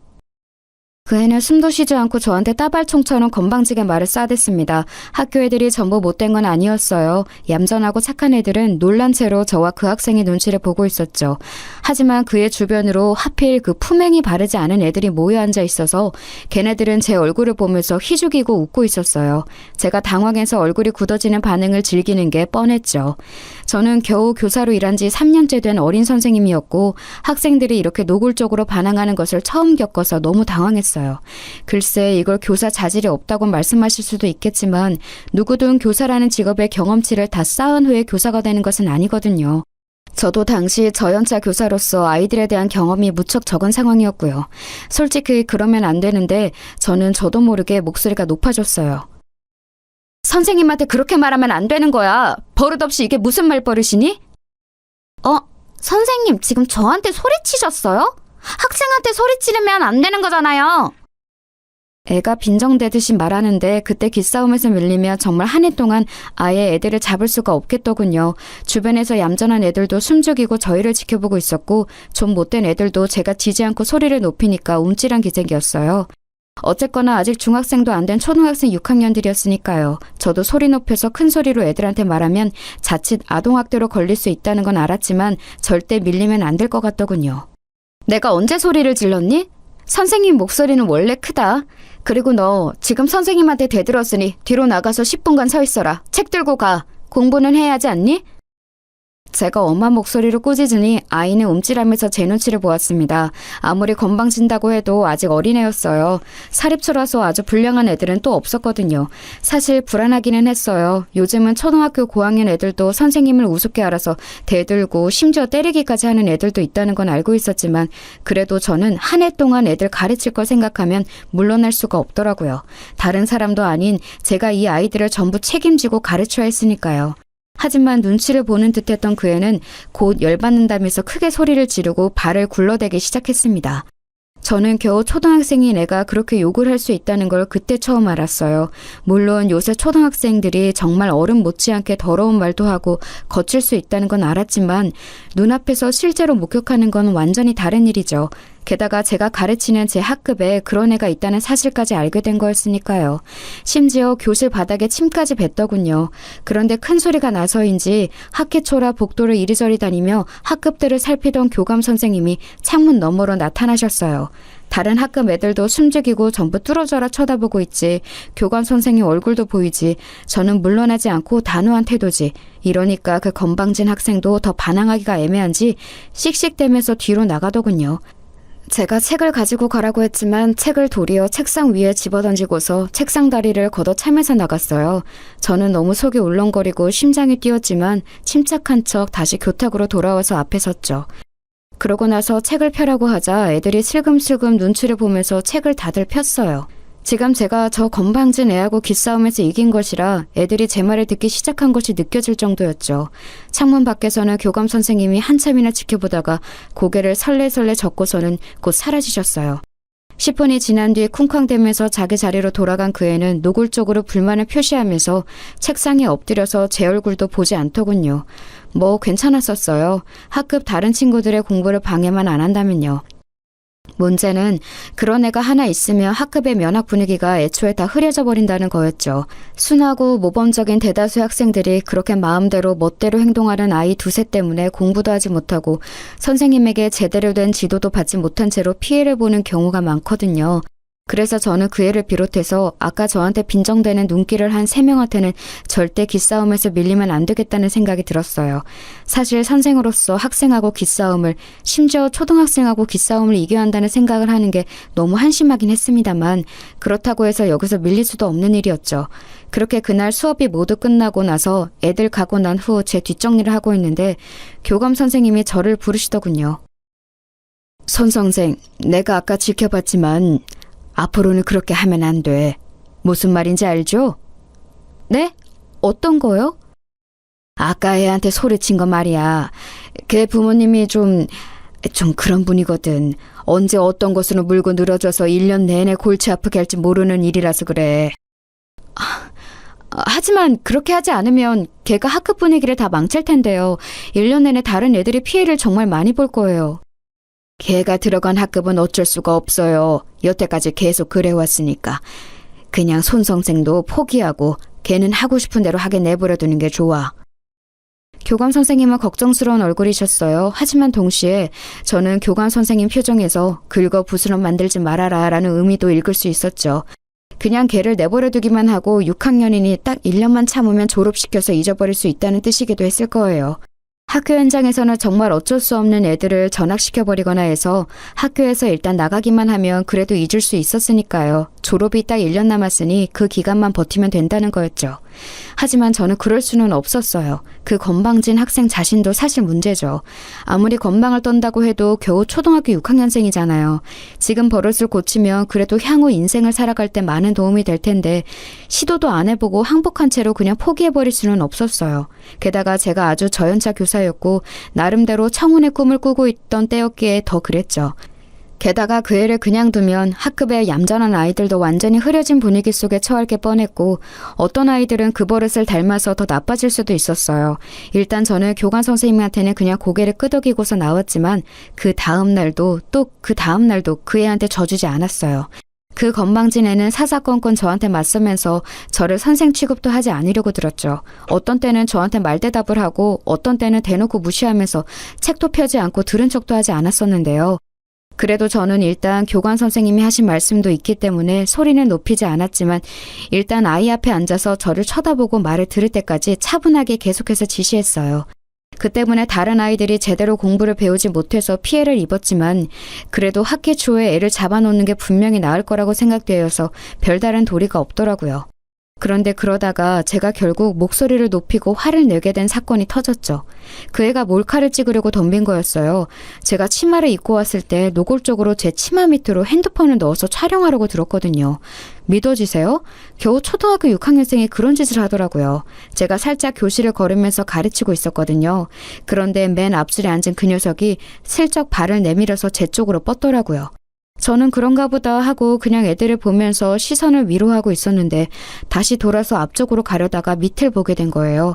그의 녀석이 운동화에다가 핸드폰을 붙여서 제 치마 아래쪽으로 넣어서 촬영을 하고 있더라고요. 저는 저학년을 가르칠 때는 진짜 상상도 못했던 일이라서 순간 열이 뻗쳐서 말이 안 나올 정도더라고요. 저한테 발각된 주제에 그 녀석은 난처해하지도 않고 빙글빙글 웃으면서 핸드폰을 슬쩍 지 쪽으로 가져가는데 제가 빼앗아 버렸어요. 그랬더니 걔가 그러는 거예요. 선생님 핸드폰 주세요. 지금 제 물건 빼앗아 가는 거예요? 너 이게 무슨 짓이야? 지금 뭐 찍은 거야? 너 제정신이니? 저도 모르게 목소리가 있는 힘껏 높아져 있었죠. 네, 물론 아동한테 큰 소리를 내서도 거친 말을 해서도 안 되는 게 교사의 본분인 것은 알아요. 하지만 이런 상황에서 도저히 침착함을 유지할 수가 없었죠. 게다가 저도 당시에는 겨우 20 중반 갓 벗어난 저연자 교사였고 그 애는 덩치가 커서 거의 고등학생처럼 보일 정도인 애였어요. 제가 얼굴이 새빨개지도록 화를 내는데 그 녀석이 그러더군요. 그 핸드폰 내 거고 내가 찍은 것도 내 거예요. 선생님을 건드릴 권리 없어요. 핸드폰 내놔요. 초등학생 어린애가 딱 저렇게 말을 하더라고요. 진짜 정말 닳고 다른 고등학생 양아치 같은 말투라서 순간 정신이 혼미해지더군요. 저는 빼앗은 핸드폰을 그대로 들고 가서 파일 안에 쑤셔 넣었어요. 뒤에서 그 애 녀석이 쫓아오면서 핸드폰 내놓으라고 악을 질러대었고요. 안 된다. 너 이거 찾고 싶으면 부모님 오시라고 해. 선생님 치마 속까지 찍으려고 하는 너 같은 학생은 부모님하고 면담을 해야겠다. 최대한 침착하게 말을 하려고 노력했습니다. 정말 노력 많이 했어요. 하지만 목소리가 떨려 나오는 걸 막을 도리가 없더라고요. 어지간한 청소년만큼 커다란 덩치의 남자애가 씩씩대면서 저를 때리기라도 할 것처럼 바짝 붙어서 발을 굴러대는데 제가 진짜 제정신인가 싶었고요. 당연히 반 전체 분위기도 엉망이었지만 저는 미안하게도 학급 아이들을 신경 쓸 겨를이 없었어요. 당장 제가 지금 학생한테 치마 속을 찍히는 짓을 당한 터라 손까지 떨려왔기 때문이었죠. 그 녀석은 저를 때리기라도 할 것처럼 씩씩대면서 제 코앞에서 왔다 갔다 하더니 곧 쾅 하고 교실 문을 박차고 나가버렸어요. 정말 선생님이나 같은 학급 친구들에 대한 배려나 존중이라고는 손톱만큼도 없는 애였죠. 심장이 쿵쾅거리면서 뛰었어요. 겉으로는 멀쩡한 척하려고 어찌나 애를 썼는지 손이 후들거리면서 무릎이 떨리더군요. 하지만 지금 학급 애들이 저를 쳐다보고 있었기 때문에 거기에서 제가 약한 모습을 보일 수는 없었거든요. 그랬다가는 남은 애들 중 좀 삐딱한 애들까지도 저를 우습게 볼 게 너무 뻔했기 때문이었어요. 그러면 정말 남은 기간 동안 이 학급 애들하고 같이 지내고 가르치는 게 악몽이 되길 뻔했죠. 이를 악물고서 괜찮다는 듯이 얼굴을 가다듬고서 마치 걔가 원래 없던 것처럼 그냥 수업을 진행했어요. 그 녀석하고 비슷한 성향인 애들이 눈치를 보면서 딴지를 걸까 말까 하는 게 느껴졌지만 아무런 표정 변화 없이 그대로 쭉 수업을 진행하니까 말없이 수그러들더군요. 아마 제가 조금이라도 흔들렸다면 그 녀석들까지도 저한테 대들면서 비웃고 나가버렸을 게 뻔했어요. 그나마 제가 무표정하게 수업을 지속해서 아무 말도 하지 않은 거였죠. 그러고 나서 저는 그날 교관 선생님과 교장 선생님한테 가서 이런 사실을 알렸습니다. 학생이 선생님의 치마 밑으로 핸드폰을 넣어 몰카를 찍으려 했다는 사실만으로도 이미 범죄였으니까요. 하지만 교관 선생님도 교장 선생님도 별다르게 저를 위해서 화를 내주시지는 않았어요. 그냥 참 그 애가 잘못했다면서 그래도 선생님이니까 한번 참고 넘어갈 줄 아는 말만 계속했죠. 저는 솔직히 이해가 되지를 않았어요. 아니, 어떻게 이런 걸 참고 넘어가 주라는 건지 말이에요. 게다가 학생 훈육의 면에서도 이건 말이 안 되는 거였어요. 잘못한 건 확실히 짚어주고 벌을 받고 넘어가야 그게 잘못된 것인 줄을 아는 거잖아요. 그런 과정을 거쳐야 나중에 사회에 나가서도 잘못된 일을 하면 안 된다는 사실을 알게 되는 거고요. 하지만 제가 아무리 말씀을 드려도 교감도 교장도 전혀 귀담아 듣지 않으시더군요. 교장 선생님은 도리어 저를 나무라듯이 말씀하셨어요. 거 손선생 좀 참지 그랬어요. 걔 부모들이 아주 골치 아프단 말이야. 얼마나 막무가내인지 알아? 하지만 제가 이걸 참고 넘어간다고 해도 걔가 나중에 어떤 꼴이 될까요? 애를 가르치기 위해서라도 이건 그냥 넘어가면 안 되는 거라고 생각합니다. 그거야 우리가 알 바가 아니지. 이제 애들의 미래를 우리가 책임진다는 생각은 버려요. 그런 마인드로는 애들 가르치는 일 길게 못하니까. 아니 물론 손 선생이 아직 젊고 교직에 들어온 지 얼마 안 되어서 이상적인 생각을 하고 있다는 건 알아요. 하지만 그게 먹히는 시대가 아니란 말이지. 손 선생 본인은 물론이고 다른 학생들이나 선생님들까지도 다 너무 골치가 아파진다고. 본인 혼자만 힘들고 마는 게 아니란 말이야. 교장 선생님은 답답하다는 듯이 저한테 그렇게 꾸중을 하셨습니다. 제 잘못은 아무것도 없는 상태에서 상사한테 싫은 소리를 듣는 그 상황이 정말 이해도 가지 않고 납득도 되지 않더라고요. 저도 원래 그렇게 얌전하거나 고분고분한 성격은 아닌데 그래도 아직 저연차 교사이기도 했고 학교라는 조직의 분위기상 항상 다소곳한 태도를 유지하고 있었어요. 그래서 교장 선생님한테도 그때 아무런 말대답을 하지 않고 그냥 듣기만 하다가 나왔었죠. 나와서도 정말 속이 뒤집혀서 퇴근을 할 수가 없더라고요. 교장, 교감 선생님과 한참이나 이 이야기를 하고 난 다음이라 이미 해가 거의 저문 다음이었는데요. 교무실에서 선생님들은 많이 퇴근하시고 난 다음이라 저는 한숨을 쉬면서 애한테 빼앗았던 핸드폰을 책상 위에 올려두었어요. 어차피 패턴으로 여는 것이라 저는 알 수 없었고 애 부모님이 오면 면담한 다음에 열어서 제 치마 속 촬영한 영상을 지우게 해야 할 거라고 생각하고 있었거든요. 그런데 그때 제 핸드폰으로 전화가 오더라고요. 번호를 보니까 그의 부모님 번호였어요. 저는 애들 번호는 물론이고 부모님 번호까지 다 꼼꼼하게 저장을 해두었거든요. 그 애는 아마 저한테 혼나고서 곧장 부모님 퇴근하자마자 이야기를 한 것 같더군요. 그래서 마음을 단단히 먹고 걔 부모님한테도 쓴소리를 좀 하겠노라 결심한 이후에 전화를 받았죠. 그리고 통화가 연결되자마자 제가 여보세요라는 말을 꺼내기도 전에 전화에서 거의 귀가 찢어질 것처럼 엄청난 소리로 욕이 쏟아져 나왔어요. 아마 들어보지 못한 분들은 잘 모르시겠지만 전화기를 통해서 그 아기가 가득 눌러 담긴 상대방의 욕설이 저한테 쏟아지는 걸 들으면 거의 정신이 멍멍해질 정도예요. 저는 핸드폰을 들고서 대체 이게 뭔가 싶어서 멍하니 있었어요. 제가 알아들을 수 있는 말은 맨 끝에 문장 하나 정도였죠. 네가 교사면 다야? 너 내가 내일 학교 가서 죽여버릴 테니까 그렇게 알아. 신경질적인 남자 목소리였습니다. 보통은 어머님이 먼저 전화를 하시고 그 후에 면담이 잘 진행되지 않으면 아버님께 전화를 드리는 경우가 많았는데 이번에는 먼저 애 아버지가 먼저 전화를 한 거였어요. 정신이 멍멍해서 대답도 제대로 못하고 있는데 그대로 전화가 끊어지더군요. 저는 멍청한 상태로 앉아 있었어요. 다시 전화를 해서 사정을 설명을 하고 이야기를 나눠보아야 할 것 같은데 도저히 그럴 수가 없더라고요. 그렇게 일방통행으로 욕설을 얻어먹었는데 바로 정신이 차려질 리가 없지 않겠어요?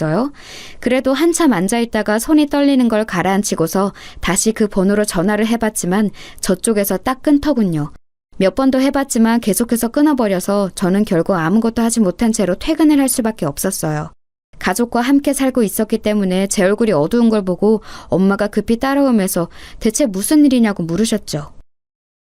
아, 너 왜 그러니? 무슨 일 있어? 얼굴이 너무 안 됐다. 별거 아니에요, 엄마. 그냥 좀 피곤해서. 애들이 말 안 들었어? 뭐 과일이라도 깎아줄까? 괜찮아요. 필요하면 이야기할게요. 저희 엄마는 가정주부로 평생 살아오신 분이라 굉장히 심약하셨거든요. 그러니까 제가 겪은 일을 그대로 말했다간 거품 물고 넘어가시게 뻔해서 그냥 제가 입을 다무는 쪽을 선택했던 거였죠. 저희 아빠는 또 다혈질이셔서 이런 일이 생기면 화를 내실 거라 제가 말하지 않는 게 나았고요. 사실 우리 부모님도 나 보호하려고 애쓰셨었지 싶어서 마음이 조금 가라앉았습니다. 부모들은 항상 아이가 학교에서 혼나고 오거나 친구들과 싸우고 오면 마음이 불안정해지기 마련이죠. 아마 그의 아버님도 그런 게 아니었을까 싶었어요. 세상에는 참 여러 가지 사람이 있어서 자기가 불안해지면 욕설로 그 불안을 해소하려고 하는 이들도 있었으니까요. 그 녀석의 태도로 봐서는 부모님의 공격성이 있을 것 같아서 그 정도는 감안하고 마음을 단단히 먹으려고 애를 쓰기도 했습니다. 그리고 다음날 저는 어느 정도는 각오를 한 채로 출근을 했어요. 그런데 아침에는 아마 시간이 없었는지 그의 아버님이 안 오셨더라고요. 그 녀석은 아무 기색도 없는 채로 출석해서 앉아 있었고요. 그런데 눈길도 안 마주치고 고개를 이리저리 팩팩 돌리는 꼴이 전혀 반성한 기색은 아니었죠. 아마 오후나 퇴근 이후에 오지 않을까 싶었을 때였어요. 딱 점심시간 직전인 시간이었는데 끝나기 거의 20분 전쯤 갑자기 교실 문이 벌컥 열려서 정말 깜짝 놀랐습니다. 제가 놀라서 돌아보니까 거기 어떤 중년 남자가 시근덕대면서 서 있더군요. 저는 누구냐고 물으려다가 직감적으로 그 사람이 그 녀석 아버님이라는 사실을 눈치챘어요. 오늘 이렇게 갑자기 찾아올 만한 사람은 그 아버님밖에 없었으니까요. 아버님, 혹시 오늘 면담하러 오셨나요? 지금 수업이 아직 안 끝났으니 조금 기다리셔야. 제가 그렇게 말을 하는데 그 학부모님을 기다리지 않고 그냥 교실로 성큼성큼 들어오시더군요. 그러더니 제 멱살을 잡고 다짜고짜로 밀치셨어요. 저는 너무 창졸간에 일어난 일이라서 비틀거리면서 뒤로 거의 넘어질 뻔했는데 다행히 교탁을 잡아서 넘어지지 않을 수 있었죠. 그대로 넘어졌다면 아마 크게 다쳤을지도 몰랐는데 어떻게든 중심을 잡아서 간신히 서 있었어요. 그런데 그 아버님은 거기서 그치지 않고 교탁을 발로 차면서 소리를 질러대더군요. 네가 선생이면 다야, 어? 야, 네가 내 아들 핸드폰 뺏어갔어? 그거 너 강도질이야, 알아? 네가 무슨 권리로 애 핸드폰을 빼앗아가? 너 공산당이야, 어? 남의 재산을 왜 손을 대? 그 아버님은 정말 말도 안 되는 소리를 하면서 목에 핏대를 세워가면서 소리를 질러댔습니다. 저는 그 아버님이 들어오자마자 제 멱살을 잡고 밀쳐서 놀라 손발이 떨리는 와중에 마구잡이로 고함까지 질러대니 견딜 수가 없었어요. 제 나이 겨우 20 중반 조금 넘었을 때였는데 저 연차 교사가 감당하기에는 힘든 일이었죠. 학급 아이들이 전부 다 놀란 눈으로 저를 쳐다보고 있는 가운데 그 녀석은 저를 비웃는 얼굴로 빙글빙글 웃으면서 쳐다보고 있더군요. 그리고 그 녀석 주변으로 앉은 비슷한 놈들도 희죽거리면서 쳐다보고 있었고요. 정말 머리가 아득해지는 기분이었어요. 그리고 너 뭐 애한테 소리를 질렀다며? 야, 너 그거 아동학대인 거 알아? 죽을라고 이게 확. 내가 너 고소해서 교사 잘리게 만든다, 알아? 이런 게 선생이랍시고 자리 보존하고 앉아가지고 애한테 소리나 지르고 말이야. 아버님 진정하세요. 일단 말씀이라도 좀 들어보시고. 야, 됐어. 내가 지금 교장하고 교감한테 가서 단판 짓고 올라니까 너 진짜 가만 안 둔다. 그렇게 고함을 지르고서 그 아버님은 순식간에 애를 데리고서는 교실 밖으로 사라져버렸어요. 저는 이제 정말 다리가 떨려서 제대로 서 있을 수가 없더군요. 그렇게 제가 봉변을 당하는 사이에 점심시간 벨이 울렸고 차라리 다행이라는 생각이 들어서 저는 애들한테 밥 맛있게 먹으라는 인사만 간신히 한 채로 교무실로 들어왔어요. 당연히 저는 아무것도 먹지 못했죠. 그러고 나서 한 30분쯤 뒤에 교장실에서 내선 전화가 걸려왔어요. 손 선생, 다시 그 아버님께 전화드려서 정중히 사과드려. 그리고 애한테 핸드폰 돌려주면서 또 미안하다고 사과 꼭 하고. 안 됩니다. 저는 잘못한 게 없어요. 제가 왜 사과를 드려야 하나요? 그리고 그 핸드폰 안에 불법 촬영물이 있는데 그걸 돌려주라는 말씀이세요? 저는 너무 놀라고 화가 나서 대뜸 목소리가 높아졌어요. 하지만 교장 선생님은 그런 제 마음은 아랑곳하지 않고 아무런 상관없다는 듯이 오히려 불쾌하다는 듯이 말씀하시더군요. 아니, 송 선생, 지금 나한테 말대꾸하는 건가? 내 지시에 따르지 않겠다는 거야? 선생님이 되어서 교장 지시에 안 따르겠다면 어쩌자는 건가? 지금 잘 처신해야 해. 나도 그 아버님한테서 손 선생 보호를 못 해줘. 하지만요, 그 아버님 이 동네에서 오래 살고 성격도 험한 양반이야. 지난번 걔 4학년 때도 담임선생님 고소해서 교사 바뀌었던 거 모르나? 내가 보호해줄 수가 없는 사람이라고. 속이 울컥거리더군요. 교장 선생님의 말씀대로 사실 제가 뭘 할 수 있는 게 없었어요. 그 아버님 심지어 학교 앞쪽 골목 있지? 거기 정비소 하고 있어. 동네 학부모들하고 사이가 좋아서 한번 그 사람이 물어뜯기 시작하면 진짜 골치 아파진다고. 머리가 아프더군요. 교사라는 직업을 가진 이상 학부모와 소통을 하는 건 피할 수 없는 부분인데 게다가 그쪽에서 제 직업을 망가뜨리려 한다면 제가 저항할 수단조차 없는 게 현실이었죠. 그래서 저는 멍하니 교무실에 앉아 있었어요. 교장 선생님이 말씀하시길 걔 아버지가 학교 앞 골목 정비소를 한다고 했었죠. 그런데 안 돌아가는 머릿속으로도 저희 집이 가지고 있는 건물이 그쯤에 있고 거기 1층에 정비소가 있다는 게 생각이 나더라고요. 설마 거기인가 싶었어요. 사실 아빠 엄마 소유의 건물이고 관리인도 따로 있는 큰 건물이었기 때문에 뭐 제가 딱히 관심은 없는 곳이기는 했어요. 코로나 때 워낙 수익이 안 나와서 월세를 내려서 장사를 하게 해주었다고 그런 이야기를 들었던 게 마지막이었던 것 같더라고요. 걔 아버지가 정말로 거기서 장사를 하고 있는 사람이라면 나한테 이러면 안 될 텐데 라는 생각도 들었고요. 솔직히 선생으로서 하면 안 되는 생각이었지만 그 학생도 그 학부모도 진짜 꼴보기 싫고 우라통이 터지고 그렇더군요. 거기에 더해서 그냥 전체적으로 이 학교라는 세상의 조직 생활이 정말 무척 허무하다고 느껴지기도 했고요. 정신을 못 차리고 있으려니 곁에 있는 선생님들이 빨리 조퇴 먼저 하라고 지금 애들 가르칠 정신이 아닐 것 같다고 저한테 위로를 해주셨지요. 다른 선생님들이 대신 해주시겠다면서요. 아무래도 머리가 너무 아파서 병원이라도 가야 할 듯해서 선생님들의 호의를 고맙게 받고 일어나려는데 그 애 녀석이 교무실로 찾아온 거예요. 저기요, 저 핸드폰 이제 주죠? 우리 아빠 또 부르기 전에. 걔는 저를 선생님이라고도 부르지를 않았습니다. 저는 멍하니 걔 얼굴을 보면서 걔가 나를 선생 취급을 안 하는데 내가 걔를 학생 대접을 해줘야 하나 고민이 되었어요. 학기가 시작되고서 그 녀석을 계도하려고 애썼던 시간들 동안 받았던 스트레스가 한꺼번에 치솟는 듯한 기분이었죠. 의기양양하게 저한테 핸드폰을 내놓으라는 그 녀석 얼굴을 보다가 저는 고개를 저었습니다. 네 핸드폰 나한테 없는데? 뭔 소리예요? 가져갔잖아요. 부숴서 버렸는데? 아, 뭔 소리예요? 가지고 있잖아요. 뭘 버려요? 걔는 당황하면서 저를 몸으로 밀치고 제 책상 서랍이 열려고 했어요. 그때 옆자리에 있던 선생님이 몸으로 얼른 끼어들면서 걔를 막아서섰죠. 아, 뭐 하는 거니? 지금 너 다른 사람 물건 막 만지는 거야? 돌아가서 그냥 네 부모님하고 상의하고 다시 와. 선생님이 다 생각이 있으시겠지. 그리고 교무실에 있던 선생님들이 모두 같이 저희 쪽을 바라보셨어요. 많은 숫자의 시선이 있으니 과연 그 녀석도 더 행패는 못 부리고 씩씩거리다가 아빠 다시 올 거예요 라는 한마디만 남기고는 사라져버렸죠. 저는 머리가 아파서 견딜 수가 없어서 머리를 짚었지만 그래도 동료 선생님이 너무 고마워서 웃어 보였어요. 그 선생님은 빨리 병원에 가라고 제 등 뒤를 밀어서 내보내 주셨죠. 그런데 저는 가기 전에 책상 서랍에서 봉투 하나를 꺼내서 교정실로 향했어요. 다행히도 교장 선생님이 계시더군요. 왜 왔냐고 묻는 탐탁지 않는 눈길 앞에서 저는 봉투를 내려놓았습니다. 사직서입니다. 뭐? 아니, 그 아버지 때문에 그래? 뭘 그런 일 때문에 사직서를 내? 그 애한테 핸드폰 돌려줄 수 없습니다. 저 몰카 찍은 증거니까요. 그리고 그 아버지라는 인간한테도 사과 안 합니다. 못해요. 그러면 그 사람 송 선생 고소한다니까? 하라고 하세요. 아니, 이건 내가 지금 수리는 안 하겠네. 머리를 식히고 다시 내일 와서 내도록 해. 이런 식으로 굴면 그 학급은 다시 담임이 바뀌는데 애들은 생각 안 하는 거야? 교장은 준엄하게 저한테 반의 다른 아이들을 생각하라고 말씀하셨죠. 저는 순간 머릿속에 차게 식는 것 같아서 그럼 알겠다고 내일 다시 생각해보고 오겠다고 하고서 돌아섰습니다. 조퇴하는 길에 마음이 정말 두 갈래였어요. 그래도 대학부터 임용고시 교사로 임해서 현재까지의 모든 세월을 다 허송세월로 돌리게 되는 사직서보다는 이번 일 그냥 꾹 참고 넘어가는 게 낫지 않을까. 하지만 그렇다고 이런 환경 속에서 계속 교사 일을 끌고 가는 것보다는 아예 그만둬버린 게 낫지 않나. 머릿속이 정말 혼란스럽더군요. 게다가 제가 그만두면 반의 담임이 또 바뀌게 되니 얌전하고 순한 다른 학급 아이들은 피해를 보게 되는 거였어요. 그래서 너무 고민이 되어 집에 가서도 멍하니 정신을 차리지 못하고 있는데 제 핸드폰으로 전화가 오더군요.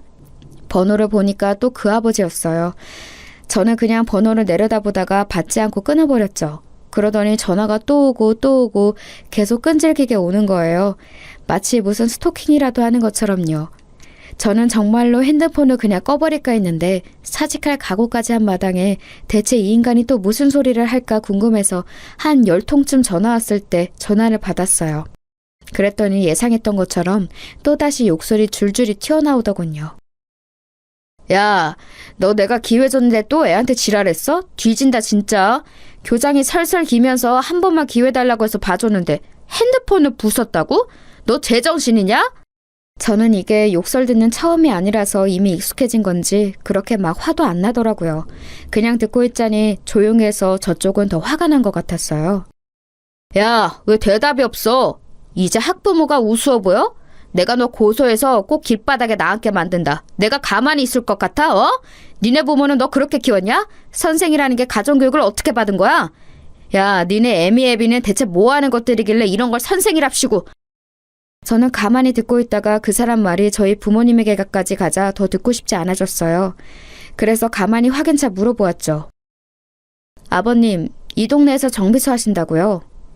그래, 내가 여기 아는 사람이 몇 명인데 내가 학부모들하고 이야기해서 너 가만히 안 둔다.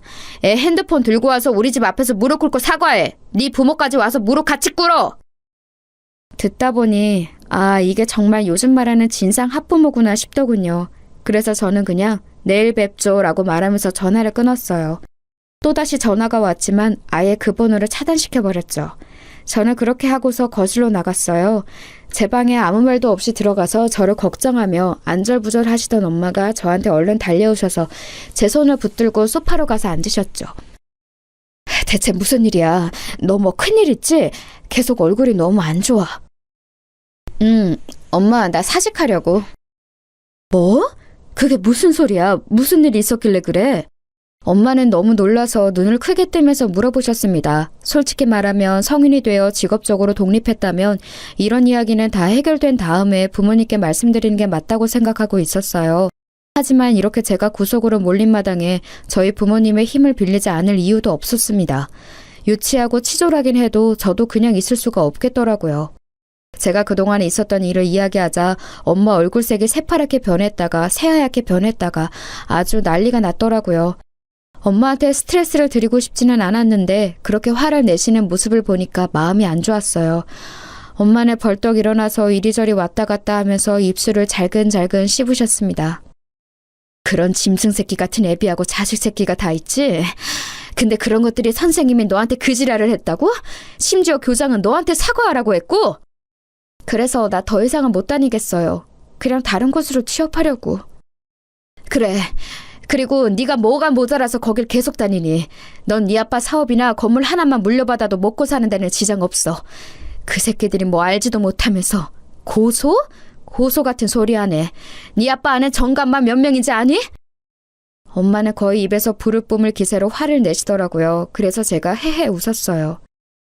안 그래도 아빠한테 부탁드릴 게 있어. 아빠 건물 중에 우리 학교 앞쪽 1층에 정비소 있는 곳 있지? 응, 있지. 그 정비소가 그 앱이라는 놈이 하는 곳이래. 뭐?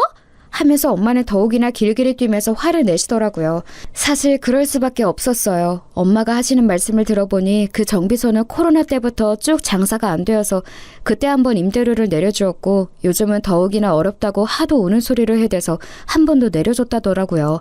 심지어 요 몇 달간 그것도 제대로 내지 못했는데 하도 사정을 해서 아빠가 그럼 경기 회복되면 그때 갚으라고 도촉도 안 하고 계신데요.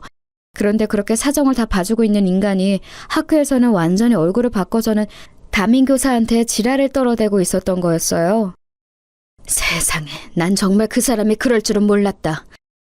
엄마는 너무 어처구니가 없다는 듯이 말씀하셨어요. 그 인간이 부모님께 사정을 할 때는 그렇게 세상에 없이 가련하고 가엾은 가장처럼 말했다고 하시더라고요.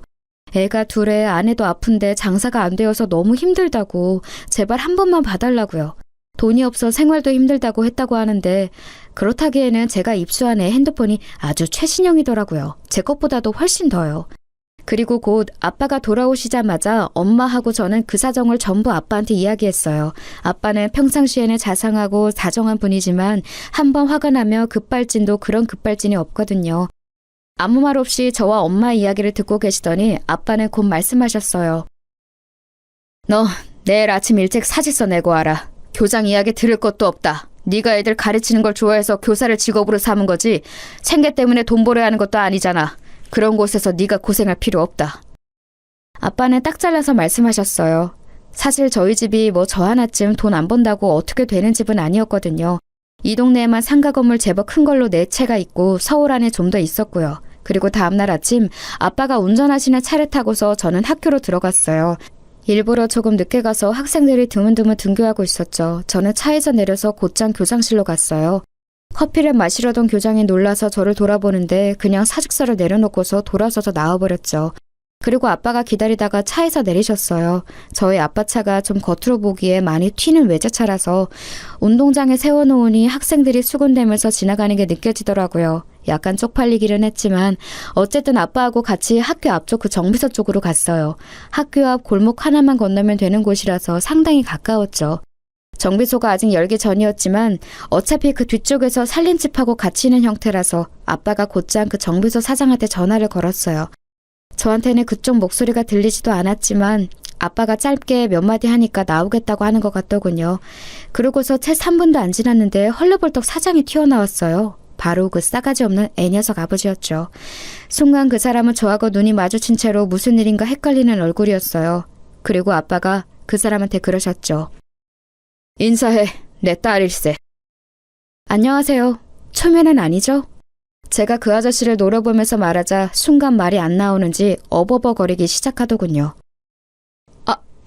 아니 그 사장님 이 아가씨 아니 이 선생님이 사장님 따님. 그래 내 딸이고 내가 어젯밤에 아주 충격적인 이야기를 들었네. 아빠의 표정은 무서울 정도로 굳어있었고 그 사람은 얼굴이 창백하다 못해 헬쑥해지기 시작했어요. 뭐라고 답변할 말도 찾기가 힘든 듯 그 사람은 손을 떨기 시작했어요. 자네 덕분에 내 딸 사직서 내고 오는 길일세. 그동안 내가 자네한테 임대료도 받지 않았던 게 너무 후회가 되는군. 사직서를 내셨다고요? 아니 그게... 고소하실 거면 하세요. 저도 아빠 변호사 좀 빌려서 쓸 테니까. 안 하시면 저희가 고소하려고요. 제가 무표정하게 말하자 얼굴 표정이 진짜 볼만하게 변하더군요. 이번 달 안으로 가게 비우게. 지금까지 안 낸 임대료도 이번 달 안으로 내고. 안 내면 고소장 받게 될 거야. 라고 말씀을 남기시고서 아빠가 돌아서셨어요. 그 아저씨가 달려와서 아빠 바지가랑이를 붙들고 늘어지는데 아빠가 저 먼저 집에 가라고 손짓을 하셨죠. 그러고서 저는 그냥 집으로 와버렸어요. 아빠한테 매달리고 울고 불고 난리였던 모양이지만 아빠가 봐주지 않고 곧장 가게 비우라고 선고를 해버리셨더라고요.